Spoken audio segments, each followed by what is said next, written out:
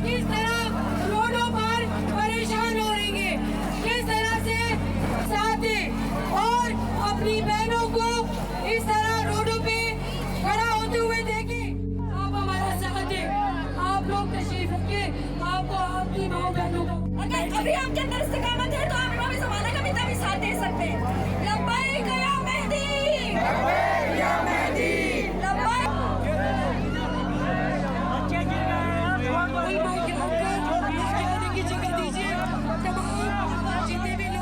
मेरा नाम सैयद ख़ायम अली नकवी है। मेरा बेटा सैयद साहिब अली नकवी 5 फरवरी 2021 रात 2:30 बजे न्यू रिजविया से सोहरादा घर में उसको उठा के ले गए और अब तक उसका कुछ पता नहीं।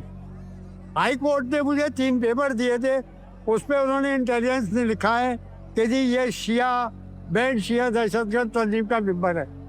ना किसी तंजीम का नाम है, ना कोई सबूत है, ना घर में से कोई वेपन मिला है उसके, तो कुछ पता नहीं कहाँ ले गए वो। मैं सैयद अजहर अब्बास की वाइफ हूँ जो गुज़श्ता 6 सालों से मिसिंग है। ठीक है, मेरी 2 बच्ची हैं और वो ऑफिस के लिए निकले थे, उनको रास्ते से लापता किया गया। ठीक है, लेकिन 2 दिन बाद उनको घर लाया गया, घर हमारा सर्च किया गया। ठीक है, लेकिन आज जब हम कोर्ट में केस दायर करते हैं, GITs अटेंड करते हैं, कमीशन अटेंड करते हैं, तो वो कहते हैं कि आपका शौहर जो है वो हमारे पास है ही नहीं, हमें पता ही नहीं कौन कहाँ लेके चला गया। जो हमारे बिल्डिंग वालों ने बयान दिए उन बयानों को भी झुटलाते हैं, 6 साल से हमें भी झुटला रहे हैं और आखिरकार आके हाई कोर्ट ने हमारा केस बंद कर दिया। ठीक है, कोई हमारी GIT 2 साल से नहीं हुई, कोई कमीशन हमारी नहीं हुई, जगह जगह धरने देते हैं, एहतजाज करते हैं।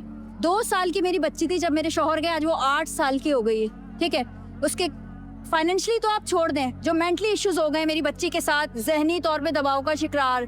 बड़ी बेटी मेरी 11 साल की हो गई है, वो डिप्रेशन का शिकार। वो मसाइल हमारे अलग हैं।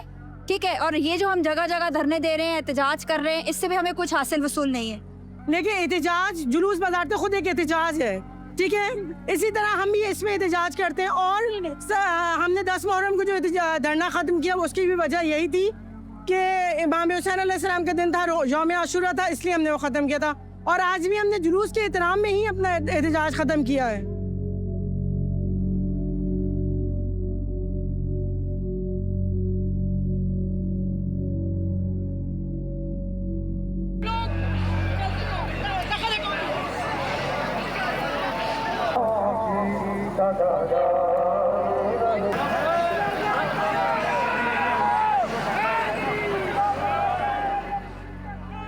हम इस जुलूस में अपने एहतजाज करके पहले तो अपने मोमिनीन को अपनी तरफ मुखातिब करना बोलें या साथ देने का बोलें।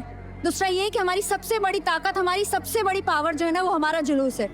रोकना हमारा मकसद नहीं है। ठीक है, हम अपने शौक से, हम अपने दिल से ये जुलूस नहीं रोकते, बहुत मजबूर होके। हमारे पास जब कोई रास्ता नहीं बचता ना, जब हम बेबस हो जाते हैं, तब हम ये जुलूस रोकते हैं कि शायद इस जुलूस को रोकने में ये मोमिनीन जो खड़े हुए हमारा साथ दें तो सालों से रुका हुआ मसले वो हमारा हल हो जाए। लेकिन बदकिस्मती कहें या बेबसी कहें कि हम इतने सालों बाद भी आज उसी पॉइंट पे खड़े हैं कि हमें कुछ भी राह नजर नहीं आती, ना हम अपने को मिसिंग पर्सन का हमें कोई सुराग नजर आता है। हमें टाल दिया जाता है हर साल की तरह इस साल भी।